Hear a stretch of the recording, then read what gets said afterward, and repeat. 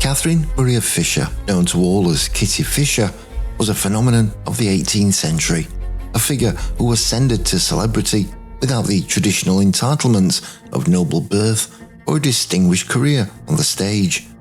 She was, by many accounts, one of the world's first individuals to gain fame solely for being famous. Her life story is a compelling case study of a new cultural force emerging in Georgian England, the mass media.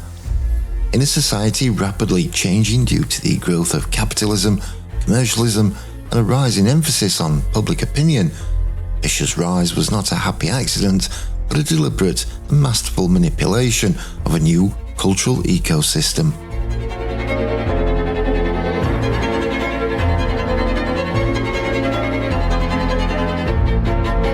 She was a pioneer of personal branding, an authentic, original influencer in an era that lacked modern social platforms, yet her playbook remains timeless. This qualitative shift in how information was consumed was driven by a revolution in publishing. While the technical apparatus of printing remained essentially unchanged from previous centuries, the sheer quality of newspapers, pamphlets, and single-sheet prints increased exponentially, transforming the distribution of knowledge, news, and even misinformation. This media boom was fueled by the expansion and growing affluence of a literate urban middle class, a group with both an interest in current affairs and the disposable income to buy sensational content. The emergence of this new audience created a void for a distinct kind of public figure. Kitty Fisher's genius for self-promotion was the precise response to this demand. She did not just exist within this new system, she actively shaped its contours, understanding its mechanisms and exploiting them to build her own enduring reputation. Her story demonstrates a powerful relationship between a burgeoning mass media and the emergence of a new kind of celebrity, where fame became a commodity that could be deliberately manufactured and sold. To understand Kitty Fisher's extraordinary ascent, one must first appreciate the world from which she sprang. She was born Catherine Maria Fisher in Soho, London in 1741. Accounts of her origins are varied and often contradictory, a testament to the myth-making that surrounded her life. Some sources claim she was the daughter of a staymaker or a German-born silver chaser, while others suggest she was a milliner.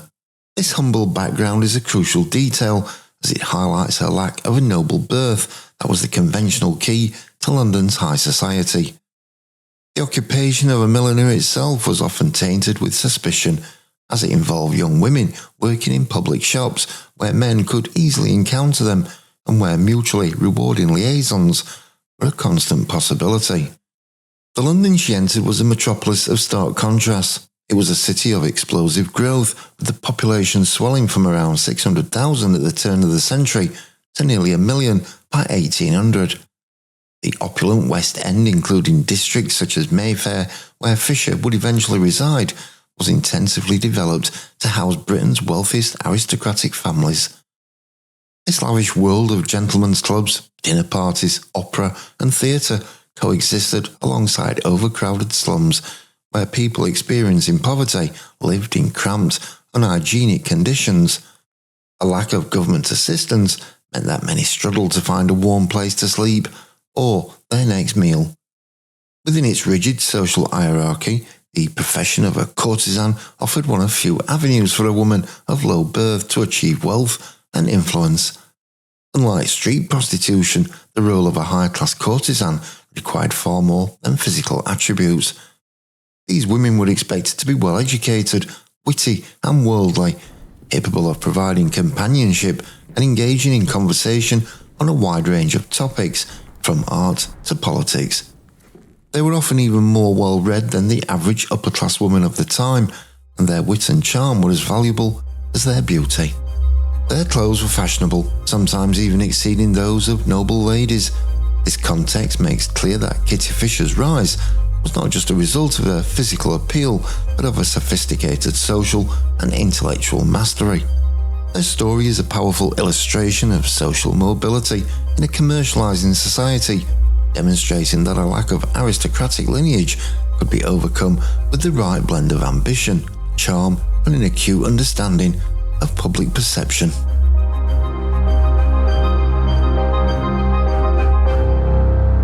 The event that cemented Kitty Fisher's notoriety and catapulted her to superstardom was a public scandal that she brilliantly turned to her advantage. On March 12, 1759, while riding in St James's Park, a horse was spooked and threw her, leading to an accidental public exposure. In an era when split-leg undergarments did not exist, this was a highly embarrassing and publicised incident. The London media ecosystem immediately seized on the event. Scores of broadsheets, ballads and satirical prints mocked her, playing on the pun of her being a fallen woman. A crowd of onlookers described as gentlemen and ladies gathered, and a sort of murmur was heard as one gentleman declared it was enough to debauch half the women in London. For most women, such a public humiliation would have meant social ruin, but Fisher, with an audacity that defined her career, did not retreat. Instead, she chose to confront the ridicule head-on and use it for her own ends. Immediately, she commissioned a portrait from Sir Joshua Reynolds, the most celebrated painter in England. It was a decisive act of self-promotion, a strategic countermove against the merciless lash of the press. The casual link is clear. The public scandal and negative press were the catalyst, and her deliberate decision to use art as a counter-narrative was a brilliant outcome. She understood that a prestigious, enduring work of art could counter a cheap satirical print. This manoeuvre was not just a reaction, but a strategic turning point that transcended the initial ridicule and cemented her place as a figure of enduring fame.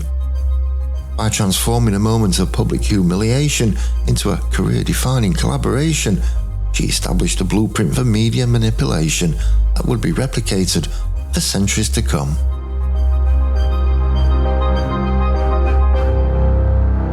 Kitty Fisher's genius lay in her ability to cultivate her image through every available medium, transforming herself from a person into a brand.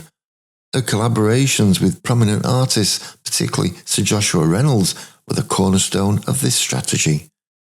These portraits were not simple works of art, they were carefully crafted pieces of public relations. The earliest portrait by Reynolds, dating to 1759, shows her in a half-length pose, sumptuously dressed in green silk and lace, her arms resting on a red-covered ledge. On the ledge lies a letter with an inscription that reads, 1759, June the 2nd, my dearest Kit. This detail is significant as her direct gaze at the viewer, combined with the intimacy of the letter, blurs the boundaries between her private life and her public persona, inviting the audience into her world while maintaining an air of control. Even more famous is Reynolds' portrait of her as Cleopatra dissolving the pearl. This image is a masterstroke of theatrical branding. It directly references the legendary extravagance of the Egyptian queen, who, in a wager with Mark Antony, dissolved a priceless pearl in vinegar and drank it. This artistic allusion was not a deliberate nod to a popular, if untrue, anecdote about Fisher herself. The rumour that she had once eaten a £100 banknote on a slice of buttered bread. The portrait served as a visual confirmation of her notoriety and extravagant disregard for money, transforming a scurrilous rumour into an artistic myth and solidifying her reputation as a woman of immense wealth and influence. A third remarkable example of her brand building is Nathaniel Hone's 1765 portrait. This painting includes a visual pun or rebus in the lower right corner, where a cat dips its paw into a goldfish bowl. The cat, a reference to a nickname Kitty, can be read as playful, a kittenish figure. However, the scene also serves as a more profound metaphor. The cat can be interpreted as a predator, the fisher. At the same time, the goldfish are depicted as shimmering and easily replaceable creatures swimming in a clear glass bowl, visible to all. This single painting brilliantly encapsulates the duality of her existence. She was both a master of her fate and a vulnerable figure constantly at the risk of being gobbled up by the very society that adored her. The success of these portraits was not limited to the elite world of art. Her image was a commercial commodity. Engravings of her paintings were mass-produced and sold to thousands of her fans, earning her the title of one of history's first pin-up glamour girls. Her visage was even engraved on watch papers, allowing gentlemen to admire her image discreetly. This commercialization of her persona demonstrates a clear market shift. She was no longer just a courtesan to the wealthy. She was a commercial product, a brand to be consumed by the masses. This phenomenon, the public's desire to own a piece of her, to possess her image, was a key factor in creating and sustaining her fame, and is the very definition of modern celebrity.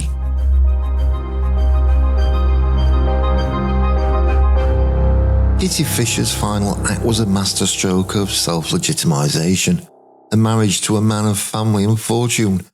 In 1766, she married John Norris, an MP for Rye, and heir to a Kentish estate. This union was met with fierce opposition from his parents, who initially tried to have the marriage annulled. But in a final strategic manoeuvre, the couple eloped to Scotland for a secret ceremony, and then upon returning to London, married a second time at St George's in Hanover Square to appease his family.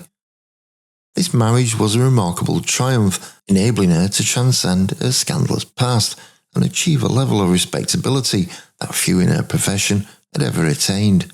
It was the perfect final chapter in a life lived as a public performance. Her story, however, was cut tragically short. She died just 4 months after her marriage in 1767, at the young age of 25 or 26. The cause of her death remains a subject of speculation and debate, much like her life. The most popular and perhaps most theatrical theory is that she died from lead poisoning, caused by the heavy white cosmetics she used to enhance her beauty. This narrative frames her death as a morally charged cautionary tale, a martyr to the very vanity that created her fame. However, more plausible explanations include smallpox or consumption, common afflictions of the time. The conflicting narratives surrounding her death are a direct legacy of the contradictory narratives of her life. Her burial in her best dress was a final theatrical act of self-curation, ensuring her public image and brand were maintained even in death. Her influence lived on long after her passing, cementing her place in history and folklore. She is immortalised in the nursery rhyme "Lucy Locket lost her pocket, and Kitty Fisher found it, but never a penny was there in it, except the binding round it." This rhyme, which memorialises her unquenchable appetite for money and her extravagant disregard for it, also contains a subtext, as the word pocket in the 18th century referred to a pouch tied to the waist or thigh, which carried sexual connotations. She was also featured as a character in numerous novels and was portrayed in television shows and films, demonstrating her last cultural footprint. Her life, though brief, was a masterclass in the art of influence and self-creation. She understood that in a commercializing world, a reputation could be a powerful tool, and by turning scandal into a strategic asset, she became a timeless blueprint for the modern celebrity.